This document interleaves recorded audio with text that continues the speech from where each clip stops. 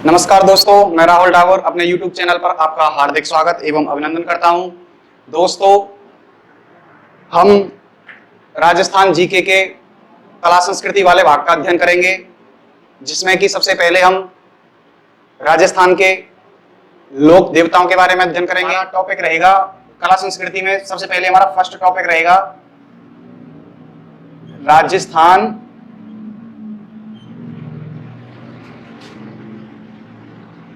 के लोक देवता।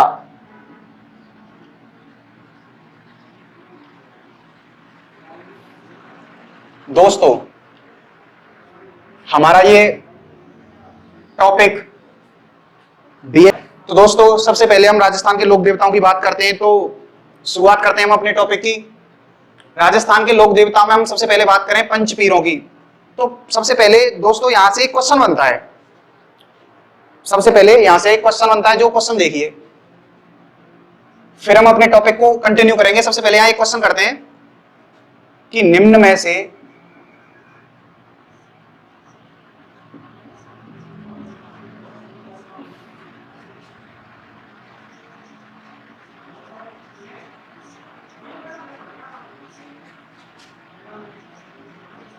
में से कौन से लोक देवता पंचपीरों के अंतर्गत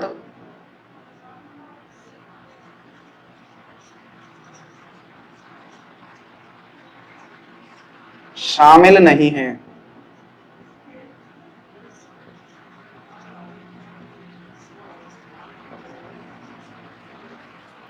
तो हमारा पहला ऑप्शन है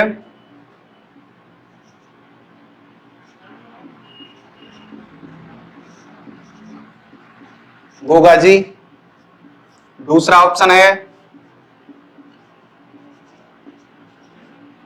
रामदेव जी, तीसरा ऑप्शन है हड़बू जी, चौथा ऑप्शन है तेजा जी। तो दोस्तों इस क्वेश्चन को देखिए, यहां अक्सर बच्चे गलती कर देते हैं। यहां जो बच्चे क्वेश्चन में टिक करते हैं वो सबसे पहले बिना कुछ सोचे समझे हड़बू जी को कर देते हैं कि ये पंचपीरों के अंतर्गत शामिल नहीं है, क्योंकि तेजा जी एक ऐसा नाम है जो कि प्रसिद्ध है।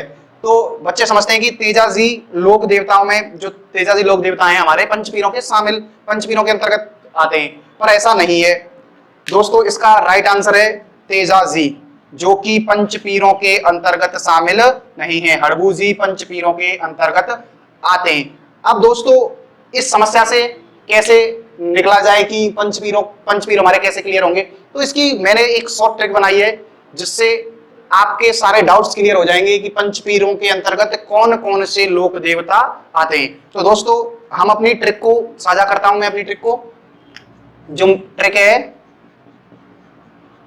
हमारी पहरा मांगो, इस ट्रिक से हमारे सारे पंचपीर इस ट्रिक के अंतर्गत आ जाएंगे, जिससे फिर आगे आपको समस्या नहीं होगी क्वेश्चन करने में कि कौन से पंचपीरों के अंतर्गत शामिल हैं या नहीं हैं। तो सबसे पहले हम पंचपीरों में अपनी ट्रिक से पा का मतलब पाबू जी, जो कि हमारे पंचपीरों के अंतर्गत शामिल हैं। हा का मतलब हड़बू जी, ये भी हमारे पंचपीरों के अंतर्गत शामिल हैं। रा का मतलब रामदेव जी, ये भी हमारे पंचपीरों के अंतर्गत शामिल हैं। मां का मतलब मांगलिया नेहा जी, ये भी हमारे पंचपीरों के अंतर्गत शामिल हैं। गा का मतलब गोगा जी। ये हमारे पांचों पीर कंप्लीट हो गए हैं। अब आपको आगे क्वेश्चन करने में कभी दिक्कत नहीं होगी। ये देखो 1 2 3 4 और ये 5, ये हमारे पांचों पीर कंप्लीट हो चुके हैं। अब दोस्तों सबसे पहले हम गोगा जी की बात करेंगे, गोगा जी के बारे में अध्ययन करेंगे, जो कि हमारे पंचपीरों के अंतर्गत शामिल हैं। ये हमारी ट्रिक है।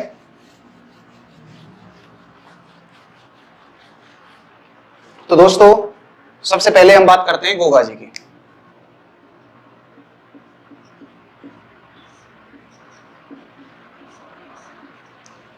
तो गोगा जी के बारे में अध्ययन करते हैं तो सबसे पहले इनके जन्म स्थान की बात करते हैं। इनका जन्म कहाँ हुआ, इनके पिताजी का नाम क्या था, इनकी माता का नाम क्या था, इन्होंने ऐसा क्या किया कि ये लोक देवता के रूप में पूजे जाने लगे।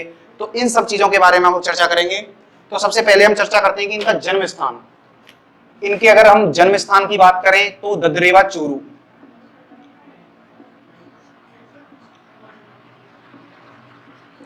इनका जो जन्म स्थान है वो है ददरेवा चूरू, और 1003 ईस्वी को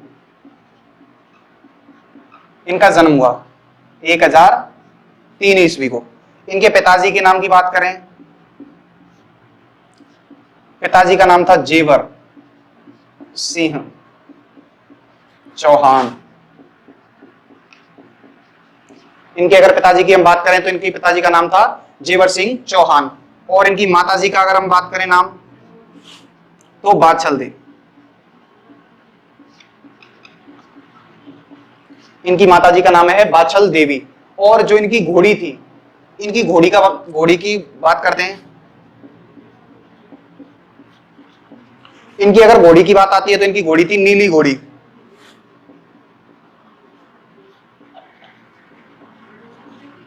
एक जिसका दूसरा नाम भी सामने आता है गोगा बप्पा, जिसको गोगा बप्पा के नाम से भी जानते थे, गोगा बप्पा, गोगा बप्पा के भी नाम से जानते थे। अब इनके मेला की बात करें, इनका मेला कब बढ़ता है तो भाद्रपद कृष्ण नवमी को गोगा जी का मेला बढ़ता है। भाद्रपद कृष्ण नवमी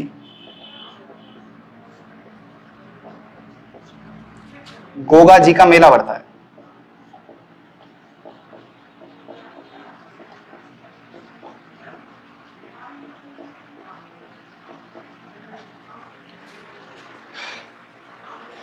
अब इनकी पत्नी के बारे में बात करें तो इनकी पत्नी का नाम था केलमदे।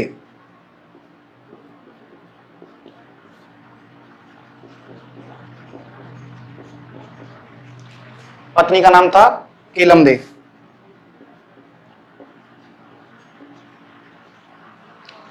दोस्तों यहां से एक किंवदंती सामने आती है कि विवाह तय हो जाने से पहले, दोस्तों यहां से एक बात निकल के आती है कि केलमदेव का जब विवाह तय हो गया था गोगा जी के साथ, तो विवाह होने से पूर्व ऐसा माना जाता है कि केलमदेव को सर्प ने डस लिया था। किसने? सर्प ने डस लिया था। तो गोगा जी बहुत ही कुपित हो गए। तो गोगा जी ने अपने मंत्र शक्ति से सर्पों को हवन में आने के लिए मजबूर कर दिया, जिससे नागराज प्रकट हुए। नागराज ने केलमदेव के विष को निकाला और केलमदेव को पुनः जीवित किया, और गोगा जी को आशीर्वाद दिया कि तुम आने वाले समय में सर्पों के देवता के रूप में पूजे जाओगे। ये कोलूमंड की राजकुमारी थी। केलम जी की बात करें तो ये कोलूमंड की राजकुमारी थी। लिखने की जरूरत नहीं है इसको, और इतना डीपली भी क्वेश्चन नहीं पूछा जाएगा आपसे। बीएसटीसी के लेवल में नॉर्मली क्वेश्चन आएंगे, जो कि हमारे डायरेक्ट क्वेश्चन छपेंगे, आप रिटर्न साथ ही साथ करते जाना दोस्तों। तो इनके मेले की बात हो गई। भाद्रपद कृष्ण नवमी को इनका मेला बढ़ता है। पत्नी का नाम हो गया केलमदे, माता का नाम हो गया बादशाह देवी, पिता का नाम जेवर सिंह चौहान। ददरेवा चूरू में इनका जन्म हुआ, 1003 ईस्वी को इनका जन्म माना जाता है। अब एक और कहानी सामने आती है कि इनका जमीनी विवाद था अपने मौसेरे भाइयों के साथ। इनके मौसेरे भाई थे अर्जन सर्जन। अब क्या होता है कि जब इनका जमीनी विवाद था तो अर्जन सर्जन ने अरब आक्रांताओं को युद्ध के लिए आमंत्रित किया। किसके खिलाफ? गोगा जी के खिलाफ। तो वहां से महमूद गजनवी नाम का शासक आता है और फिर इनमें युद्ध होता है। गोगा जी और अर्जन सर्जन और महमूद गजनवी। वो महमूद गजनवी इनके युद्ध कौशल से, गोगा जी के युद्ध कौशल से प्रभावित होकर इनको जहार पीर की उपाधि देता है। किसकी उपाधि देता है? जहार पीर की उपाधि देता है। तो इस चीज को तो हम लिख लेते हैं।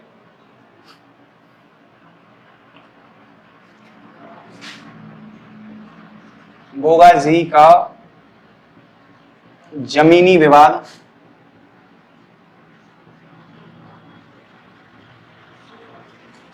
अपने मौसेरे भाई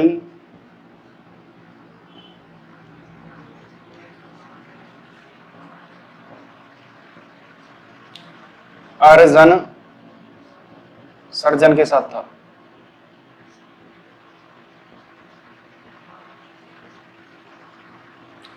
एक और बात, महमूद गजनवी ने गोगा जी को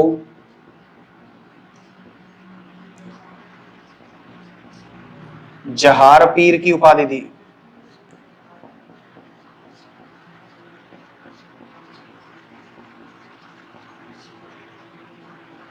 किसकी उपाधि दी?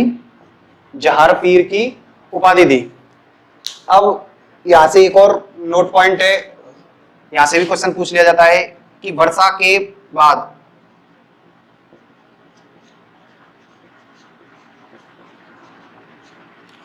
के बाद किसान अपने हल और हाली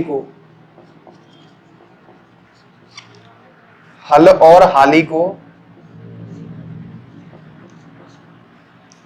गोगा जी की राखी बांधते हैं।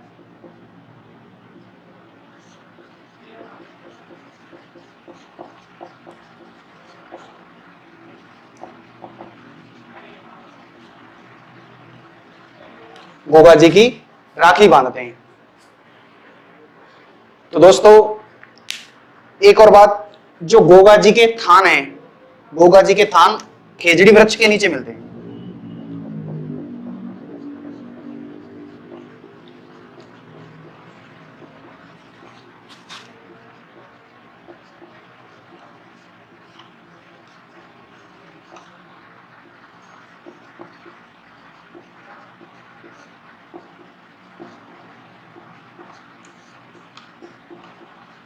जो गोगा जी के थान हैं वो खेजड़ी वृक्ष के नीचे मिलते हैं। अब इधर लिखते हैं, जब युद्ध हो रहा था महमूद गजनवी और गोगा जी के बीच, तो युद्ध करते समय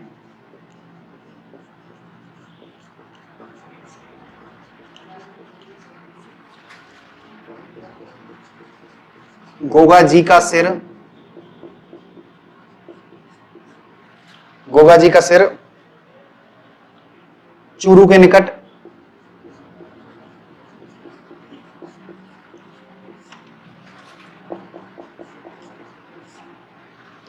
जिसे शीर्ष मेढ़ी के नाम से जाना जाता है,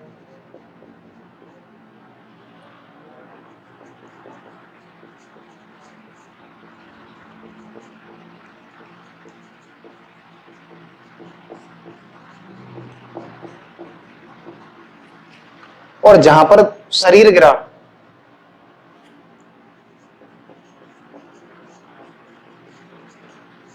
उसको धुड़मेड़ी के नाम से जाना जाता है।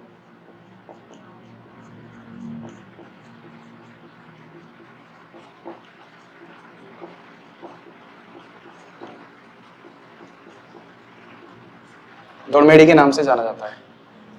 अब एक दो नोट पॉइंट और हैं इसमें गोगा जी के बारे में।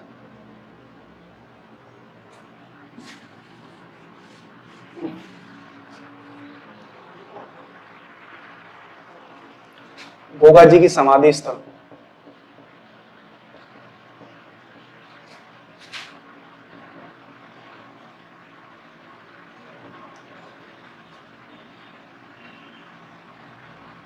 गोगा जी की समाधि नौहर हनुमानगढ़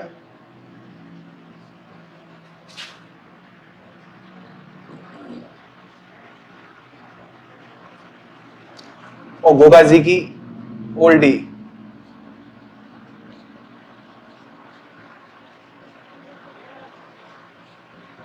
सांचौर। गोगा जी की ओल्डी सांचौर, जो कि कहां पड़ता है? नागौर में पड़ता है। कहां पड़ता है? नागौर में। ये गोगा जी के बारे में कंप्लीट हो गया। इसके बारे में एक बार रिवीजन करेंगे, यहां से कोई भी क्वेश्चन बाहर नहीं जाएगा। गोगा जी का जन्म ददरेवा चोरू 1003 ईस्वी को। पिता का नाम जेवर सिंह चौहान, माता का नाम बाछल देवी, घोड़ी का नाम नीली घोड़ी जिसे गोगा पप्पा भी कहते थे। भाद्रपद कृष्ण नवमी को गोगा जी का मेला भरता है। इनकी पत्नी का नाम केलम दे था। यहाँ से जो मैंने कहानी बताई थी केलम दे को सर्प ने डस लिया था। फिर मंत्रोच्चारण से गोगा जी ने सर्पों को हवन आहुति में आने के लिए विवश कर दिया, जिससे नागराज प्रकट हुए। उन्होंने केलम दे के विष को सींचा और इनको जीवित किया और गोगा जी को आशीर्वाद दिया कि तुम आने वाले समय में सर्पों के देवता के रूप में पूजे जाओगे। इनको महमूद गजनवी ने युद्ध कौशल से प्रभावित होकर जहार पीर की उपाधि दी थी। वर्षा के बाद किसान अपने हल और हाली दोनों को गोगा जी की राखी बांधते हैं, जिसे गोगा राखड़ी भी बोलते हैं। गोगा जी के थान खेजड़ी वृक्ष के नीचे मिलते हैं। युद्ध करते समय गोगा जी का सिर चूरू के निकट गिरा, जिसे शीर्षमेढ़ी के नाम से जाना जाता है। शरीर गिरा, जिसको धुड़मेढ़ी के नाम से जाना जाता है। गोगा जी की समाधि नाहौर हनुमानगढ़, गोगा जी की ओल्डी सांचो नागौर। ये हमारे गोगा जी कंप्लीट हुए। अब नेक्स्ट लोक देवता की बात करेंगे।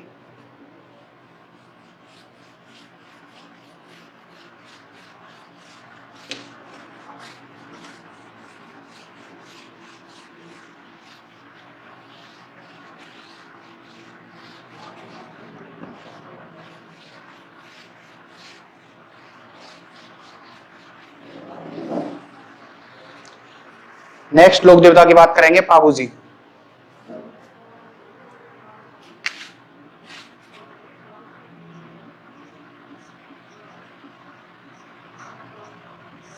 पाबू जी की हम बात करें, सबसे पहले इनके जन्म स्थान की बात करें। इनके जन्म स्थान की बात करें तो इनका जन्म स्थान पोलूमंड फलौदी जोधपुर।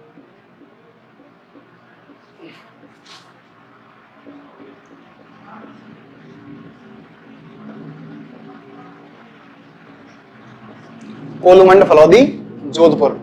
इनके पिताजी की बात करें, पिता का नाम, माता का नाम। पिताजी के नाम की अगर बात करें तो धांधल जी राठौड़।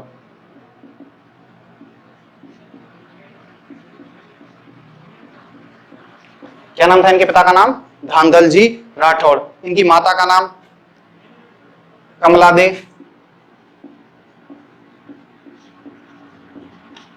क्या था इनकी माता का नाम? कमलादू। ठीक है, एक और नोट पॉइंट यहां से, ये राव सिया के वंशज माने जाते हैं।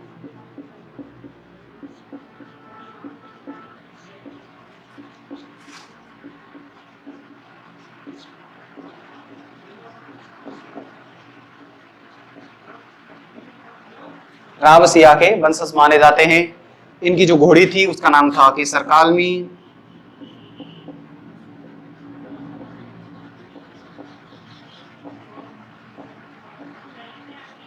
घोड़ी का नाम था केसर कालमी।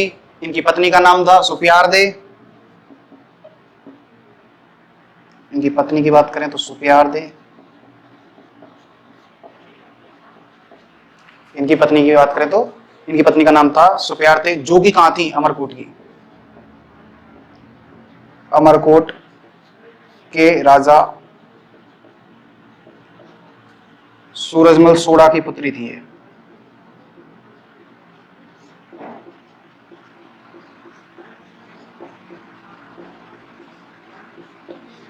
जो कि अमरकोट के राजा सूरजमल सोड़ा की पुत्री थी। इनके बारे में भी एक किंवदंती है कि इन्होंने देवल चारणी की गायों की रक्षा करते हुए ढेचू गांव में अपने प्राणों को न्यौछावर कर दिया था। देवल चारणी की, यहां से एक पॉइंट लिखेंगे, देवल चारणी की गायों की रक्षा करते हुए वीर गति को प्राप्त हुए।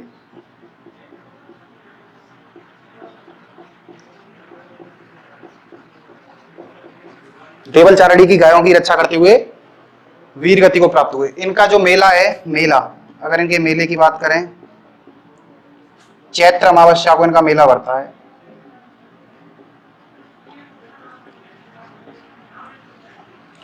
जो इनका मेला है वो चैत्र अमावस्या को बढ़ता है। सर्वप्रथम मारवाड़ में ऊंट लाने का श्रेय पाबू जी को जाता है। ये भी बहुत अच्छा पॉइंट है, यहां से क्वेश्चन पूछ लिया जाता है कि मारवाड़ में ऊंट लाने का श्रेय किस लोक देवता को जाता है, तो ये है पाबू जी को। सर्वप्रथम यहां लिखेंगे, सर्वप्रथम मारवाड़ में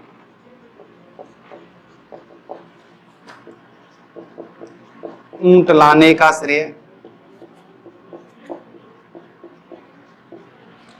बाबूजी को जाता है।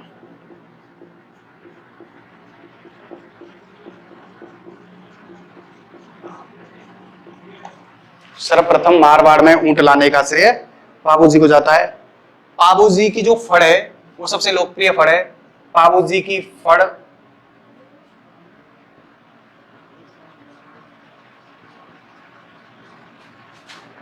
बाबूजी की फड़ का वाचन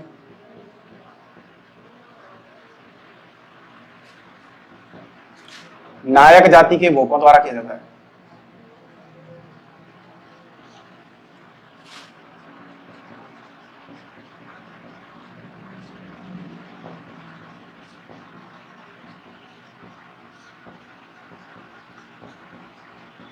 बाबूजी की फड़ का वाचन नायक जाति के भोपों द्वारा किया जाता है।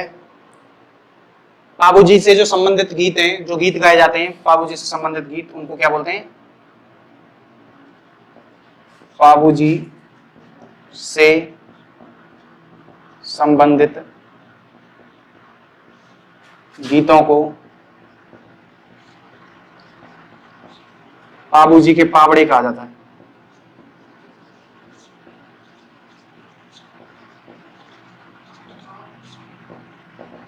क्या कहा जाता है? संबंधित गीतों को पावड़े बोलते हैं। पावड़े कहा जाता है।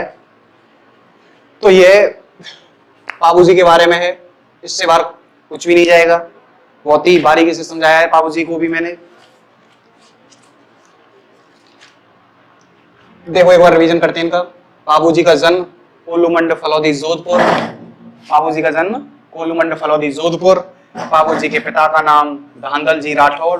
बाबूजी के पिताजी का नाम धांधल जी राठौड़। माता जी का नाम कमला दे। रावसिया के वंशज माने जाते हैं। घोड़ी का नाम केशर कालमी। पत्नी का नाम सुप्यार दे, जो कि अमरकोट के राजा सूरजबल सोढ़ा की पुत्री थी। देवल चारडे की गायों की रक्षा करते हुए वीरगति को प्राप्त हुए। चैत्र अमावस्या को इनका मेला बढ़ता है कोलूमंड फलौदी जोधपुर में ही। सर्वप्रथम मारवाड़ में ऊंट लाने का श्रेय बाबूजी को जाता है। बाबूजी की फड़ का वाचन नायक जाति के भूपों द्वारा किया जाता है। बाबूजी से संबंधित गीतों को पावड़े कहा जाता है। बाबूजी से संबंधित गीतों को पावड़े कहा जाता है। ये हमारे बाबूजी कंप्लीट हो गए।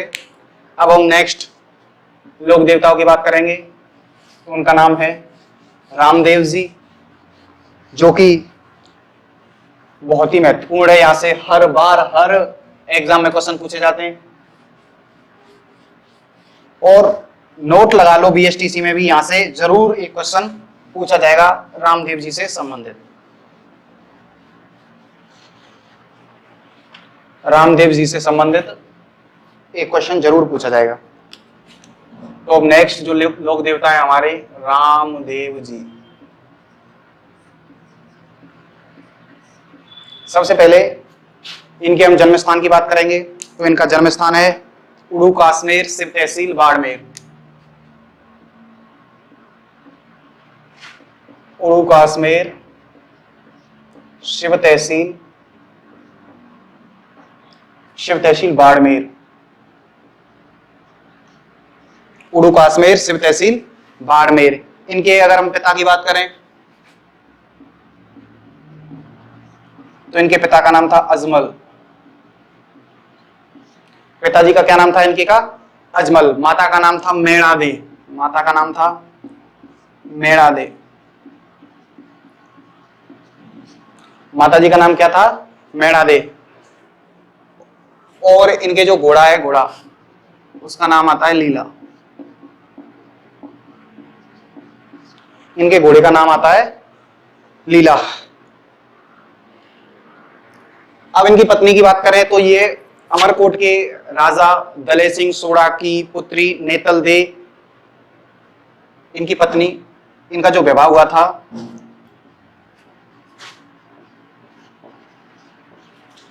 कामड़िया पंथ की स्थापना की। और जो मुसलमान हैं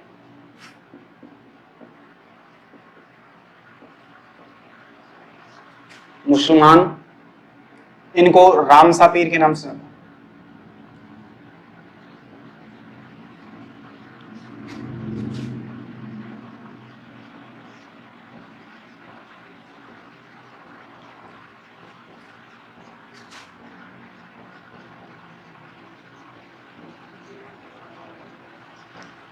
मुसलमान इनको रामसा पीर के नाम से जानते हैं।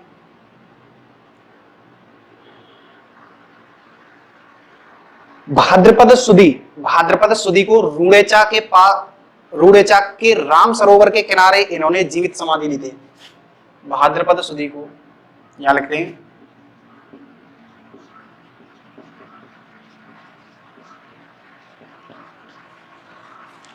भाद्रपद सुदी को रूड़ेचा राम सरोवर के किनारे जीवित समाधि ली थी।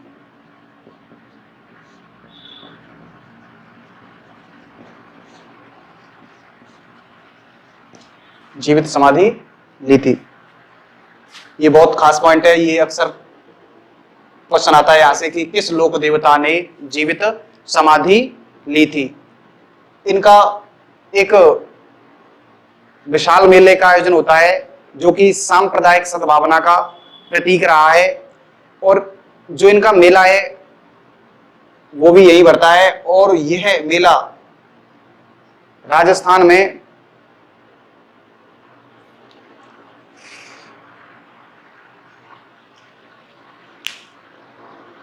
भाद्रपद सुदी को रूड़ेचा राम सरोवर के किनारे जीवित समाधि ली थी। भाद्रपद सुदी को रूड़ेचा राम सरोवर के किनारे इन्होंने जीवित समाधि ली थी। और रूड़ेचा में ही यहां एक बात और, विशाल मेले का आयोजन होता है। यहां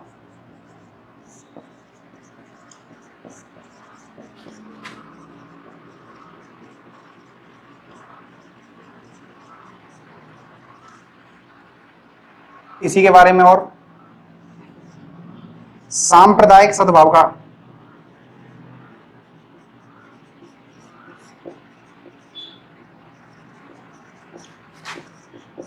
प्रतीक माना जाता है।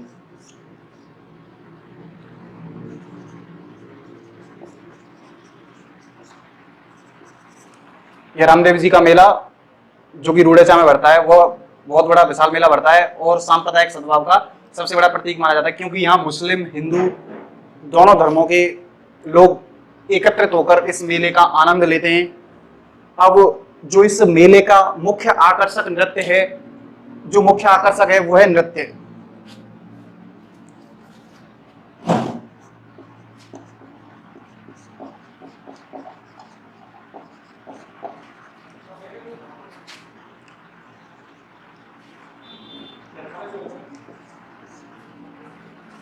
इस मेले का मुख्य आकर्षक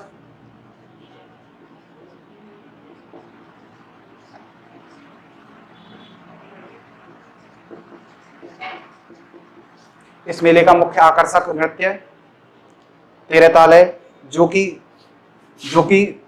कामड़िया जाति की महिलाओं के द्वारा किया जाता है।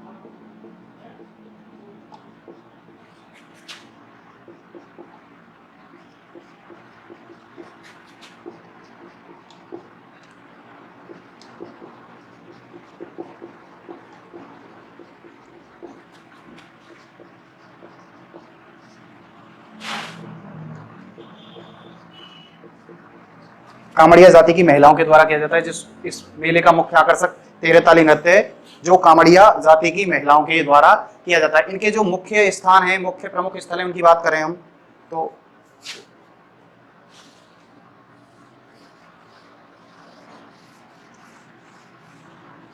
ये नोट कर लिया होगा आपने।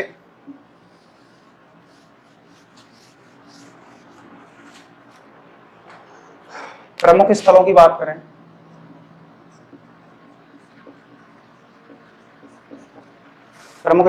करें तो मसूरिया पहाड़ी जोधपुर,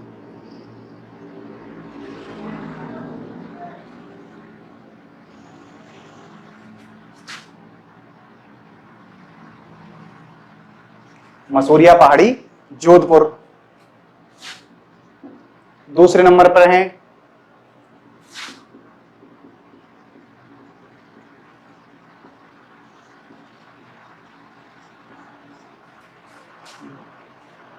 विराटियां अजमेर।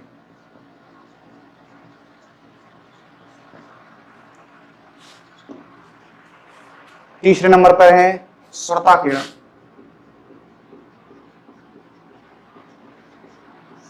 सुरताखेड़ा जो कि कहां पड़ता है, चित्तौड़ में पड़ता है, जो कि कहां पड़ता है, चित्तौड़ में पड़ता है। और छोटा रामदेवरा, चौथा प्रमुख स्थान है छोटा रामदेवरा,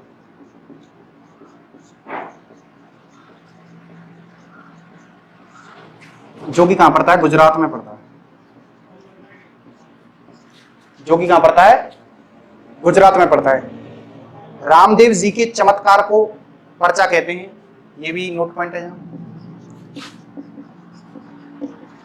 रामदेव जी के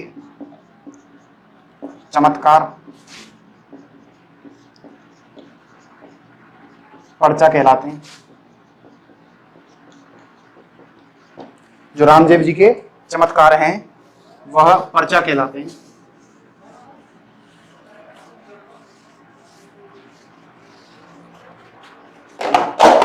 रामदेव जी के चमत्कार पर्चा कहलाते हैं। भजनों को ब्यावले बोलते हैं। रामदेव जी के जो भजन होते हैं, भजन, उनको क्या बोला जाता है, ब्यावले। रामदेव जी के भजन ब्यावले कहलाते हैं। भाद्रपद द्वितीया व एकादशी को रात्रि जागरण किया जाता है।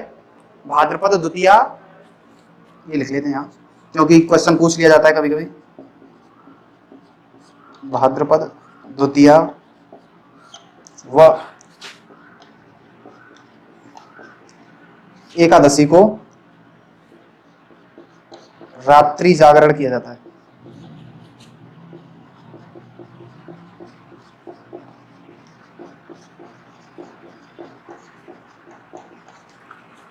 भाद्रपद द्वितीया व एकादशी को रात्रि जागरण किया जाता है, जिसे क्या बोला जाता है, जम्मा बोला जाता है, जिसे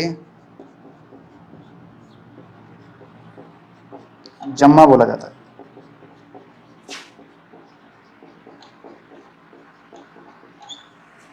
एक खास बात रामदेव जी के बारे में है, जो एकमात्र ऐसे लोक देवता हैं जो कि कवि थे, और कोई भी ऐसे लोक देवता नहीं है जो कवि के रूप में जाने जाते हो। एकमात्र ऐसे लोक देवता, इनके बारे में आलेख लेते हैं।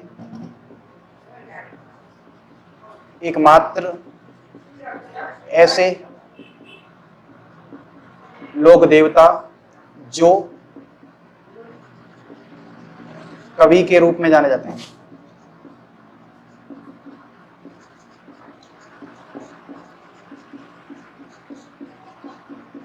जो कि कवि के रूप में जाने जाते हैं।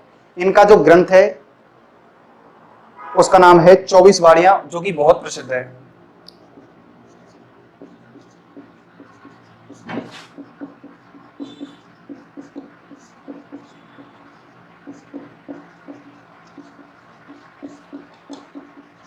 चौबीस वाणियां ग्रंथ प्रसिद्ध है। इनकी एक अनन्य भक्त थी डालीबाई, मुजबानी बता देता हूं, पूछा नहीं जाता है।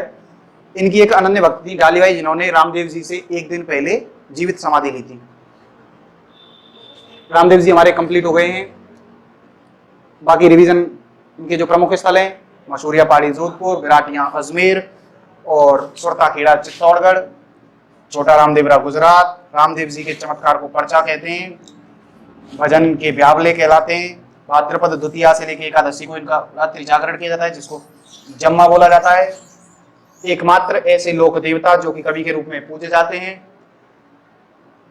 और इनका जो ग्रंथ है 24 वाणियां, जो कि प्रसिद्ध है। रामदेव जी हमारे कंप्लीट हो गए हैं। नेक्स्ट लोक देवता की हम बात करते हैं, हड़बू जी।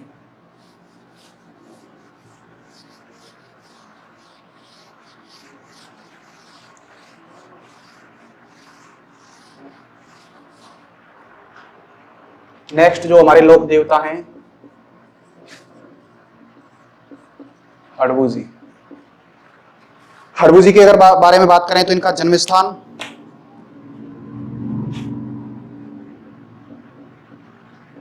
भूडौल गांव नागौर, भूडौल गांव नागौर। इनके पिता का नाम मेहाजी सांखला।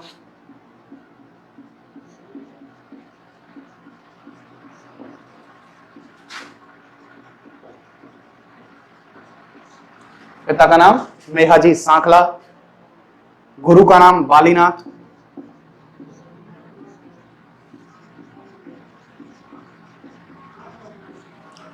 और एक विशेष बात, रामदेव जी के ये जो हड़बू जी हैं, रामदेव जी के मौसेरे भाई थे।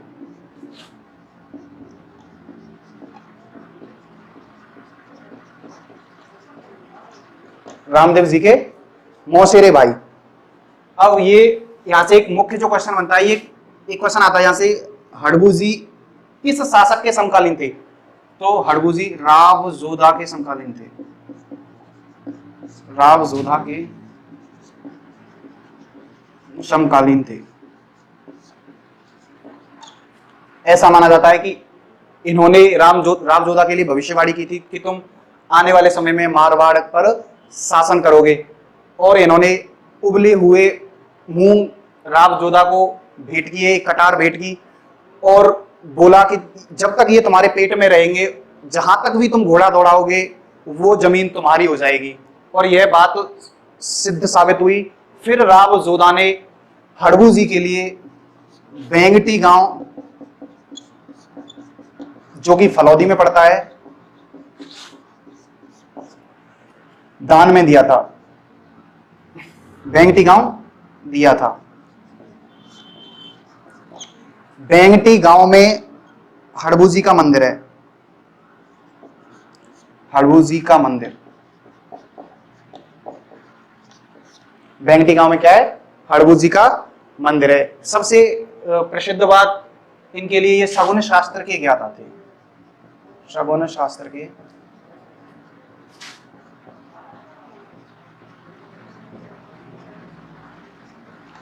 अब आप बात करोगे कि इनको सर लोक देवता के रूप में क्यों पूजा जाने लगा? तो इनके लिए जो विशेष बात है कि ये अपनी गाड़ी से, जो बैलगाड़ी होती है, ये अपनी गाड़ी से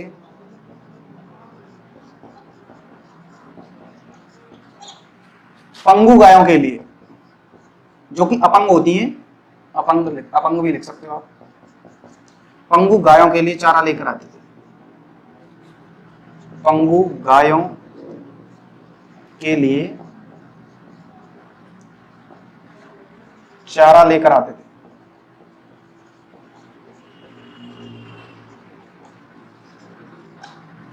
पंगु गायों के लिए चारा लेकर आते थे। ये इनके बारे में थोड़ी सी जानकारी है। अगर हड़बू जी से क्वेश्चन आएगा तो इससे बाहर नहीं जाएगा, आपके लिए सफिशिएंट है। एक बार रिवीजन करते हैं। हड़बू जी का जो जन्म स्थान है वो बूढ़ौल गांव नागौर माना जाता है। पिताजी का नाम मेहाजी सांखला, गुरु का नाम बालीनाथ, रामदेव जी के मौसेरे भाई थे, राव जोधा के समकालीन माने जाते हैं। बेंगटी गांव, राव जोधा ने बेंगटी गांव फलौदी दान में दिया था। बेंगटी गांव में हड़बू जी का मंदिर बना हुआ है। शगुन शास्त्र के ज्ञाता थे। ये अपनी गाड़ी से पंगु गायों के लिए चारा लेकर आते थे। ये हो गया हड़बू जी के बारे में। नेक्स्ट लोक देवता की हम चर्चा करते हैं, मांगलिया मेहाजी। मांगलिया मेहाजी के कंप्लीट हो जाने के बाद आपके पांचों पीर कंप्लीट हो जाएंगे, जो कि बीएसटीसी के नजरिए से देखें तो बहुत ही ज्यादा महत्वपूर्ण है। सबसे ज्यादा इन्हीं से क्वेश्चन पूछे जाते हैं, पांचों पीरों से।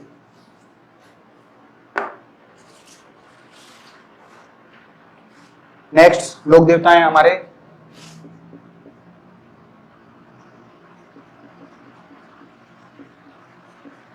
मांगलिया मेहाजी। मेहाजी ऐसे भी बोल सकते हो, मेहाजी मांगलिया, मैंने मांगलिया मेहाजी कर दिया है, कोई दिक्कत नहीं है, चिंता करने की जरूरत नहीं है। अच्छा, अब इनके जो जन्म स्थान की बात करें तो इनका जन्म स्थान जैसलमेर माना जाता है।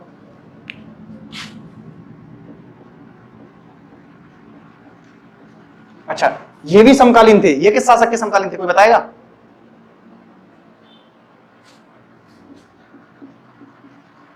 राव चूड़ा के समकालीन।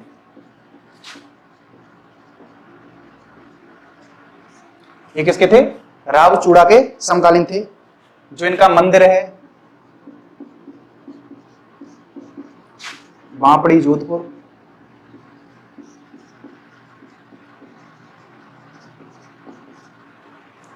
इनका जो मंदिर है बापड़ी जोधपुर, इनके बारे में भी एक कथा है। जैसलमेर के शासक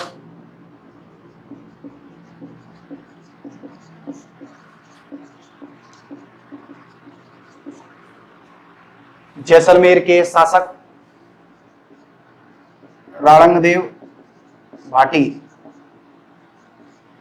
से युद्ध करते हुए शहीद हुए, युद्ध करते हुए वीरगति को प्राप्त हुए, शहीद हुए। भाद्रपद कृष्ण अष्टमी को इनका मेला भरता है। कब? भाद्रपद कृष्ण अष्टमी।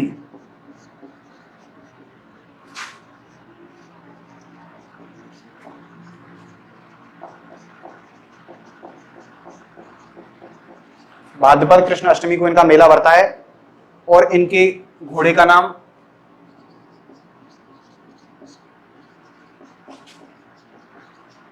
किरण कावरा। बहुत बार क्वेश्चन पूछा गया है